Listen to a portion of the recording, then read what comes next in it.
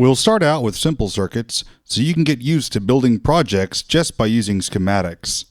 Notice that we've put the wiring sequence for this project and the next upside down. Aren't we sneaky? Try to get this project working just by using the schematic before checking the wiring sequence. When you press the key, the lamp lights. That's simple enough, but it points out a couple of interesting things. Notice how the key is shown.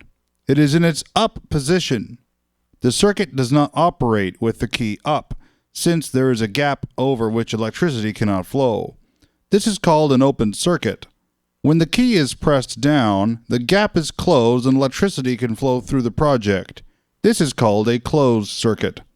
Sometimes electricity can accidentally flow through a path we don't want it to. This is called a short circuit or a short. You'll also notice that the schematic symbol for the batteries has a plus and minus on either side.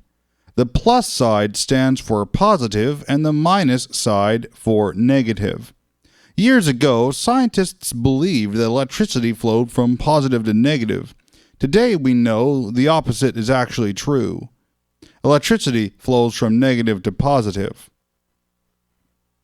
You can trace the flow of electricity in a circuit by looking at the schematic.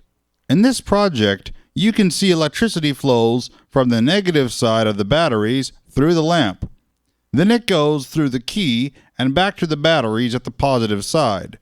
Oh yes, did you ever figure out the difference between voltage and current? Current is the flow of electricity itself. Voltage is the pressure that makes current flow. Voltage is like the pressure that makes water squirt from a garden hose, except it makes electricity flow through a wire. See what you just did?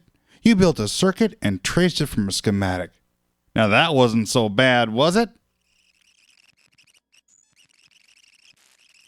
This has been a Cassette Master production.